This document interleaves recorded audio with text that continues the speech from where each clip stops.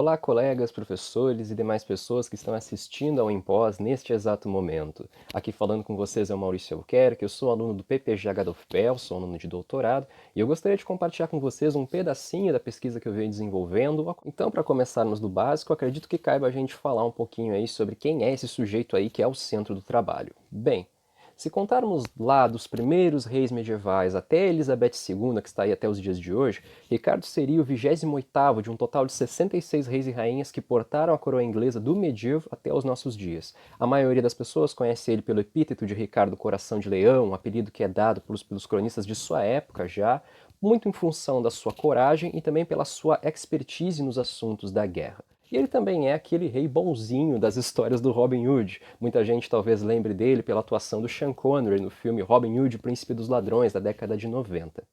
Dito isso, podemos agora ir para o foco do trabalho, que é a recepção do personagem, ou por que não dizer, os usos da sua imagem no século XIX. Aqui eu trago para vocês algumas fontes que eu venho compilando nos últimos 3 anos aproximadamente, desde 2018, quando foi feito o projeto de tese, até o presente momento. Como vocês podem ver, não é pouca coisa. É pintura, ilustração, charge de jornal, até objetos de uso cotidiano, como pingente, peça de porcelana, cartão colecionável dos cigarros que vinha na época, até troféu de corrida de cavalo sujeito está lá estampado. Para tornar a coisa um pouco mais objetiva, eu trago para vocês alguns números. Entre 1780 e 1901, contabilizamos cerca de 103 obras que tratam diretamente deste personagem. Ok, devemos lembrar, obviamente, que não se trata de um recorte pequeno, são 121 anos. Mas 103 artefatos também não é um número irrisório, especialmente se considerarmos a dinâmica dessas produções.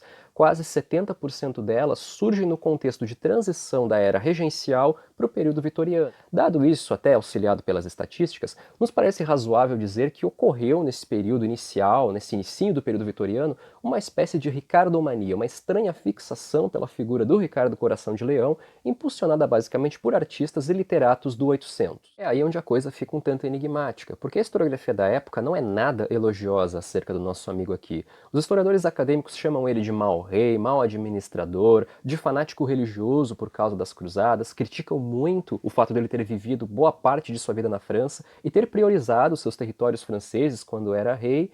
Então, para o cargo de herói nacional inglês ou britânico, Ricardo realmente não era um páreo muito interessante, ao menos para os historiadores. Mas por motivos dos mais diversos, talvez até por essa coisa romântica que ele inspira, por ser um rei guerreiro que vai à guerra, os artistas e os literatos gostavam bastante dele. E justamente por isso, acreditamos que seja mais interessante falar de Ricardo como um ícone cultural dessa época, um sujeito muito presente no imaginário popular, independente de atribuições positivas ou negativas. Não caberia aqui a gente esmiuçar tudo o que define um ícone cultural, né? Mas acredito que um elemento chama bastante atenção, que é a construção de uma estética dita canônica para o personagem.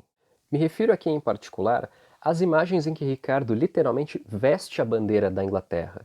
Trata-se de uma construção moderna, muito provavelmente influenciada por um mito historiográfico da era Tudor, de que Ricardo é quem teria estabelecido o culto a São Jorge na Inglaterra, e daí a bandeira de São Jorge, essa aí do fundo branco com a bandeira vermelha, teria se tornado o símbolo nacional deste país. É fake news puro, é mentira pura, na verdade o rei que fez isso se chama Eduardo III, umas boas gerações depois do Ricardo, mas essa informação circulou muito entre o século XVI até meados do século XX, ela foi tomada como verdade, e possivelmente foi um dos elementos que ajudou a construir essa estética do Ricardo. Para encerrar então, podemos dizer que Ricardo é um dos personagens medievais mais ambíguos e problemáticos que se tem notícia. Sua história de vida suscita paixões entre historiadores de várias épocas diferentes, que quase nunca chegaram a um consenso sobre os méritos ou deméritos do seu reinado.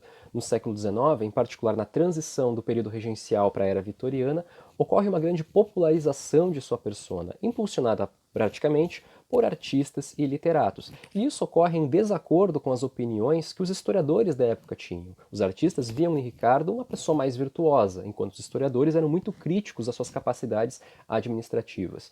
E isso nos mostra uma coisa muito interessante que é um dos focos desse trabalho. Pensar o passado não como uma coisa dada, mas como um terreno de disputa, assim como ocorre nos dias atuais. Pois bem, era isso que eu tinha para apresentar para vocês. Fico à disposição da banca para possíveis questionamentos e gostaria de desejar a todos e todas um bom impós e uma ótima semana integrada. Beijos, abraços e até a próxima!